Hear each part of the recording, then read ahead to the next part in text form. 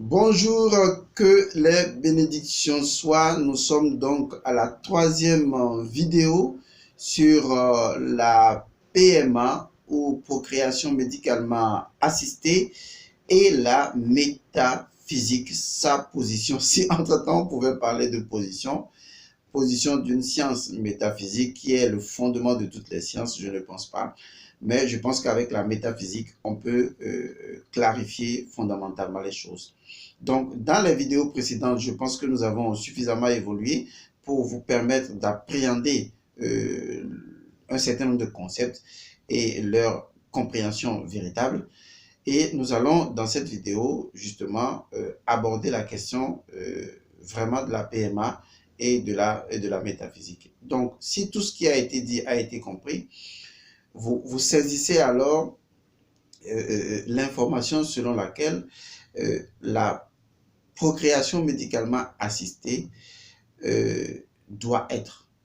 La métaphysique n'a aucune position contre la procréation médicalement assistée parce que la métaphysique sait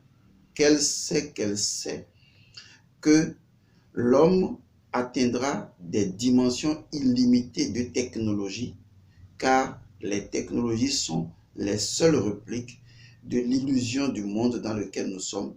Et je vous assure, le tout est technologie. Quand vous regardez l'univers dans son englobant tout, est-ce que vous ne voyez pas que en fait c'est un mécanisme? Est-ce que vous ne voyez pas que c'est des mécanismes au sein de mécanismes, encore au sein de mécanismes? Quand vous voyez la rotation de la Terre, la rotation presque rotative du Soleil, quand vous voyez les autres planètes, quand vous voyez le cosmos vu de loin, de vraiment loin, ne voyez-vous pas un agencement parfait de systèmes? Ne voyez-vous pas du mécanisme? Ne voyez-vous pas de la technologie?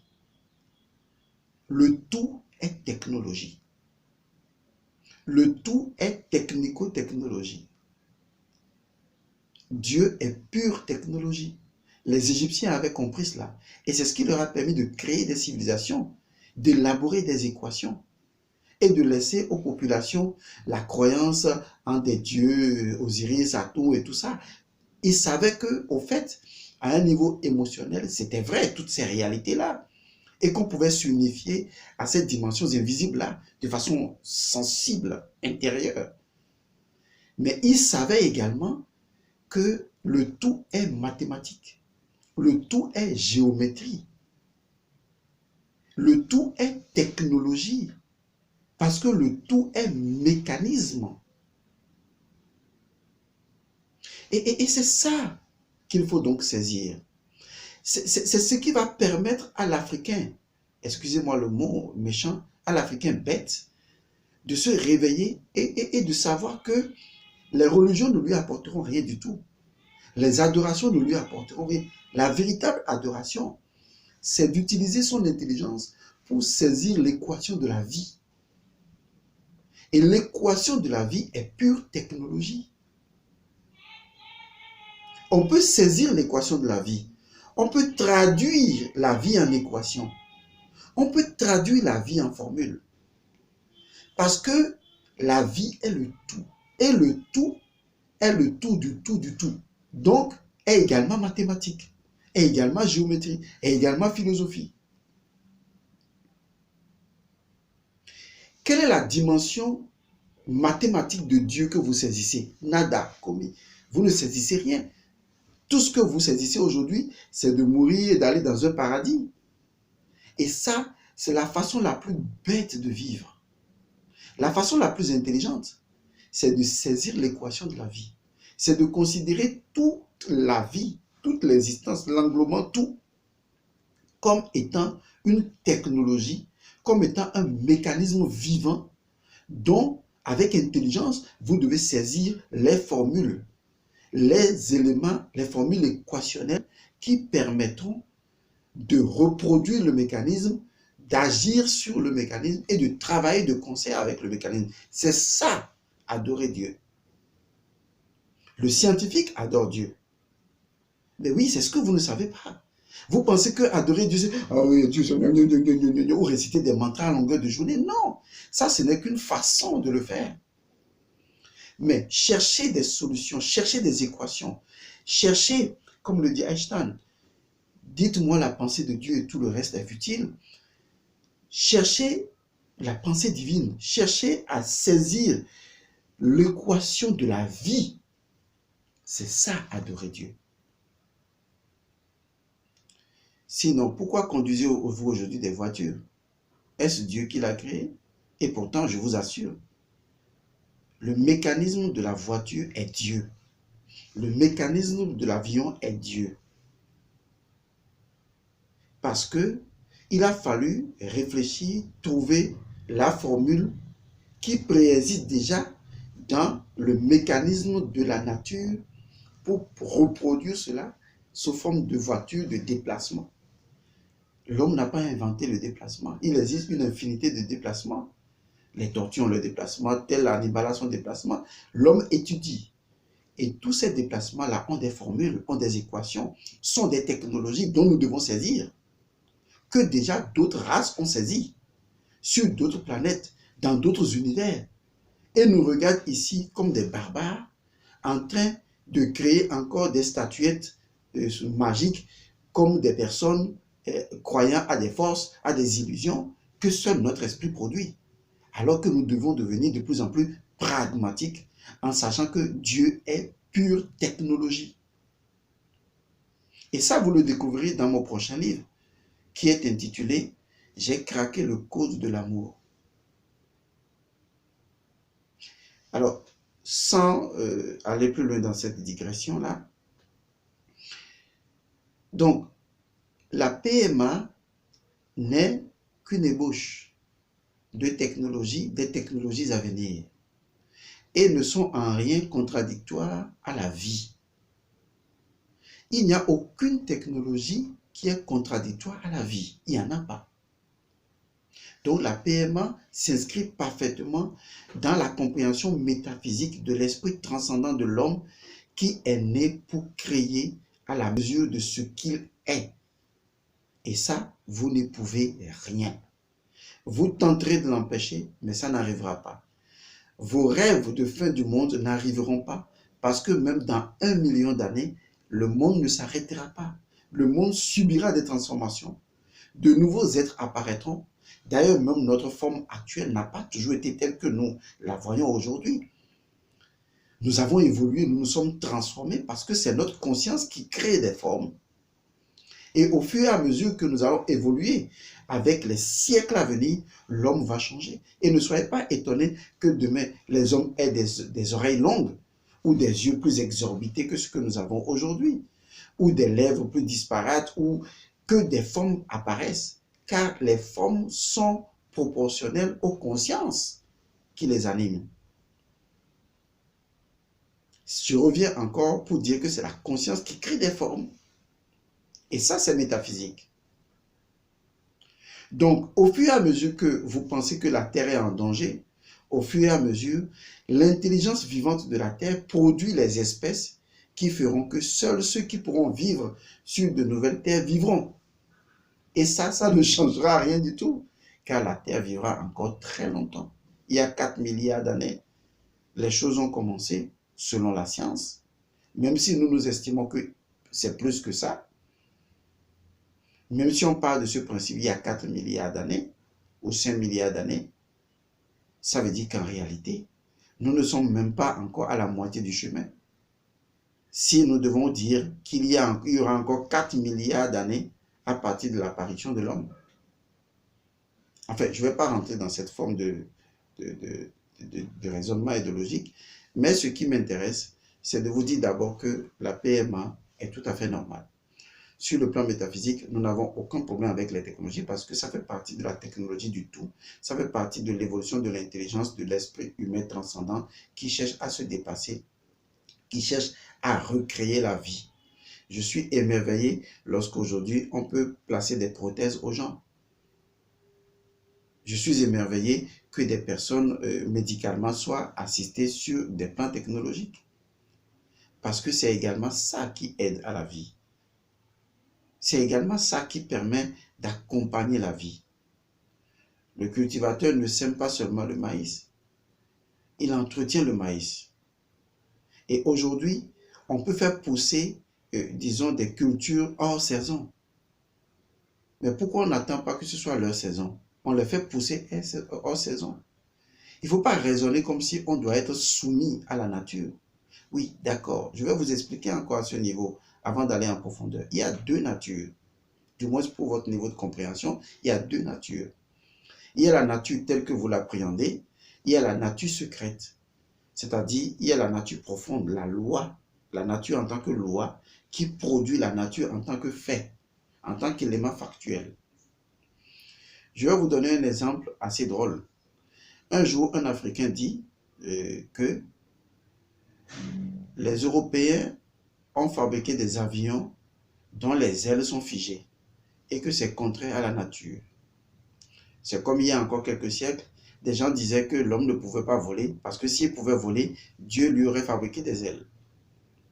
Vous voyez un peu jusqu'à quel point l'esprit humain est enfantin et que tant qu'on ne le libère pas de sa propre limitation, on ne peut pas en explorer la hauteur. Qu'est-ce que le fait qu'un avion vole avec les ailes figées a à voir avec un oiseau qui vole avec les ailes qui battent? Parce que pour eux, si l'homme doit faire les choses, il doit faire les choses correspondant à la nature. Jusque-là, on n'est pas contre. Mais vous n'avez connaissance que d'une seule nature. Vous avez connaissance de la nature factuelle. Mais vous n'avez pas la connaissance de la nature intelligente ou de la nature intelligible. Parce qu'il y a une nature intelligente qui produit la nature mouvementée que vous voyez. Donc, l'intelligence de la nature secrète possède en elle plusieurs systèmes de vol, dont l'intelligence elle-même peut produire naturellement des choses qui n'ont pas des ailes et qui peuvent voler. Pourquoi voulez-vous que tout ce qui vole possède des ailes? Pourquoi vous êtes toujours si limité? L'homme va fabriquer des choses qui vont voler, mais qui n'auront pas des ailes parce qu'on n'a pas besoin des ailes. Le phénomène des ailes est un mécanisme interne qu'on peut aussi bien garder dans une petite capsule qu'on peut déployer. Mais ce qui importe, ce n'est pas la forme extérieure qui importe, c'est l'intelligence qui permet de créer le module capable de propulser vers la hauteur. Voilà comment les gens réfléchissent mal. Parce que pour eux, ils ne voient que la nature extérieure, mais ils ne voient pas la nature intérieure qui produit la nature extérieure. Ils ne voient pas la natura naturans qui produit la natura naturata. C'est là que nous avons un problème. Donc, quand vous dites aujourd'hui que même la PMA peut être limitée, c'est ça l'évolution. La PMA peut faire des erreurs, c'est ça l'évolution. Mais le concept est bon, qui consiste à accompagner la vie, qui consiste à accompagner la procréation, qui consiste à accompagner la fécondation. Parce que c'est notre droit, c'est notre devoir, c'est notre responsabilité d'approfondir notre connaissance de plus en plus profonde de la vie et de soutenir la vie et d'accompagner la vie. Nous devons le faire. Et dans ce chemin de la PMA est tout à fait, moi j'aime pas trop les concepts de positif, négatif, mais je vais dire tout à fait génial. It's great. C'est formidable. Et la métaphysique n'a rien, absolument rien contre. Et ça, c'est la première démarche qu'il faut que vous compreniez. Il ne faut pas limiter l'esprit humain avec des considérations morales. C'est ça le deuxième aspect que je vais aborder en vous disant ceci. Faites la différence entre l'éthique et la morale. Généralement, les gens confondent les deux.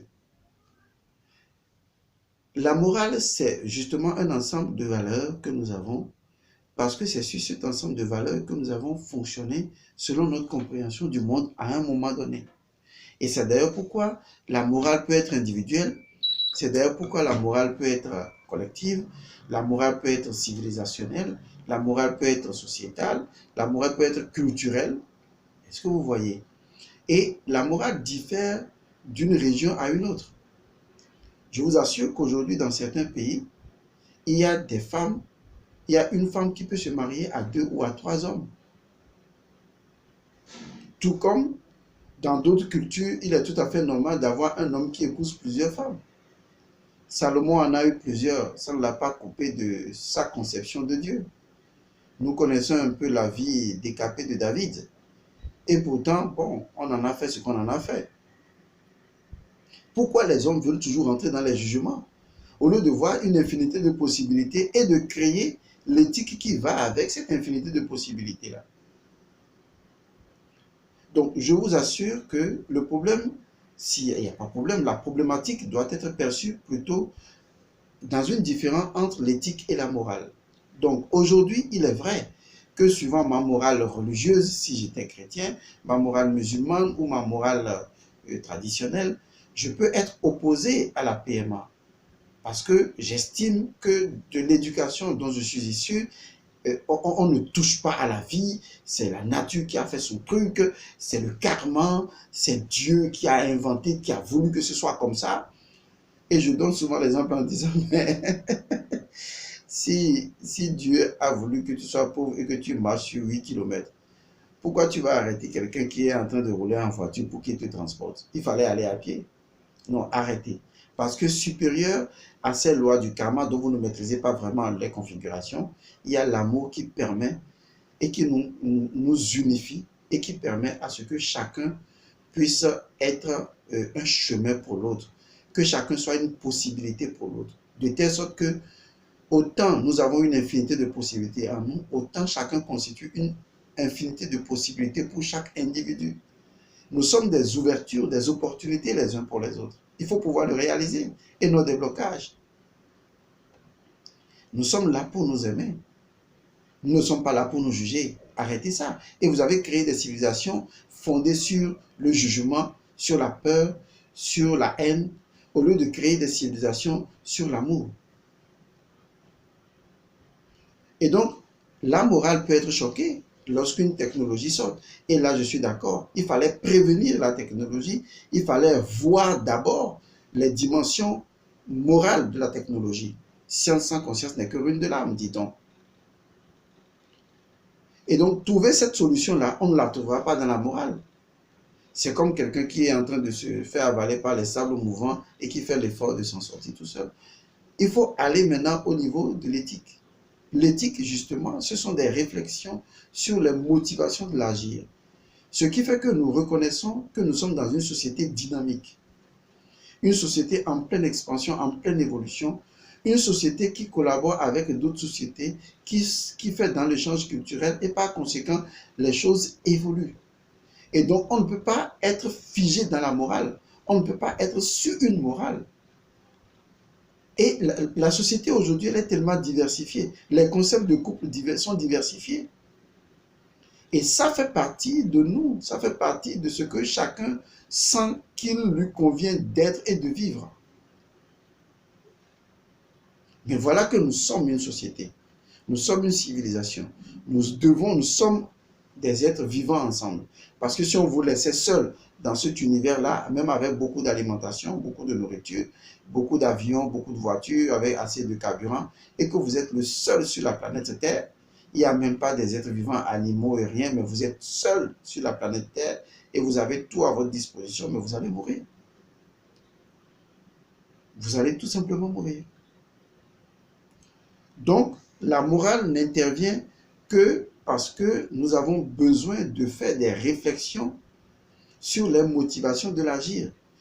Au commencement, entre-temps, les parents se mariaient avec les enfants dans les anciennes tribus. Les cousins épousaient les cousines, les sœurs épousaient les frères. Et c'est parce qu'à un moment donné, au niveau bioéthique, au niveau biologique d'abord, on avait constaté qu'il y avait des décadences. Et c'est à l'analyse de tout ça qu'on a tiré la conclusion que, ah non, il faut faire attention. Parce que les relations incestueuses sont des relations qui épuisent les richesses sanguines. Et par conséquent, cela pouvait donner naissance à des êtres bizarres. C'est seulement à partir de là qu'on a expansé la chose pour dire non, il faut pouvoir faire des échanges avec d'autres traditions, avec d'autres cultures. Et des tribus pouvaient alors donner leurs filles à d'autres ou donner leurs garçons à d'autres. C'est ainsi que l'évolution s'est faite. On ne va pas oublier notre histoire. Même si aujourd'hui on accuse l'inceste, c'est tout simplement moral. C'est parce que nous n'en avons plus besoin. Voilà, on n'en a plus besoin. Mais il ne faut pas incriminer les choses quand on ne connaît pas l'histoire des choses. Même la Bible, hein, vous connaissez l'histoire de Lot et de ses deux filles. Il a couché avec ses deux filles. Et si Adam et Ève devaient faire des enfants qui doivent donner toute l'humanité, c'est qu'ils ont dû faire ça entre eux. Vous voyez, si on doit rester dans cette logique-là. Donc ça montre qu'il fut un temps, les tribus n'avaient d'autre choix que de se marier entre les membres de la tribu. Mais seulement, à un moment donné, avec leur micro-connaissance, ils savaient que cela produisait quand même des décadences. Parce que cela pouvait générer des maladies, puisqu'il n'y avait pas renouvellement d'expérience au niveau des vibrations des énergies du sang, puisque le sang est constitué de l'électricité et du magnétisme. Au niveau métaphysique, c'est ça. Donc le fait de pouvoir sortir de sa tribu, épouser d'autres, sortir de sa famille, épouser des personnes qui sont en dehors de la famille, ça c'est une expérience acquise. Notre société n'a plus besoin de l'inceste. Donc on n'a pas à l'incriminer, mais on comprend qu'on n'est plus à ce niveau de conscience. Donc l'éthique, c'est justement ça. Nous permet de réfléchir sur une société dynamique, nous permet d'analyser, n'est-ce pas, qu'il y a des choses dont on a besoin actuellement parce que la société évolue. Il y a des choses dont la société n'a plus besoin parce qu'elle en a déjà fait l'expérience et qu'elle a déjà dépassé cette dimension-là. C'est ça l'éthique. Le mot éthique, pour moi, vient de enthousiasme. Parce que le mot enthousiasme vient de anthéos. Ça veut dire la permanence en Dieu. Ou tout simplement en Dieu. Et donc, quand on dit de vous que vous êtes enthousiaste, on dit tout simplement que votre nature essentielle est joie, est amour.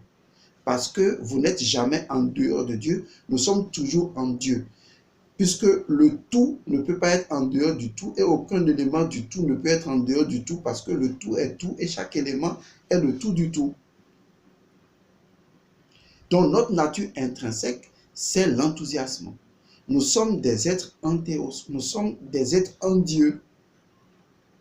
Et c'est donc dans cet enthousiasme-là que nous extirpons ce que j'appelle les caractères divins. Et ces caractères divins-là, c'est ça l'éthique.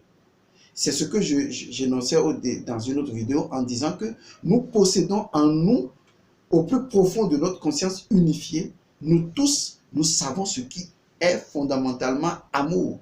Parce qu'à un niveau profond, nous savons que nous savons que nous savons. Suivez bien toutes mes vidéos pour mieux comprendre.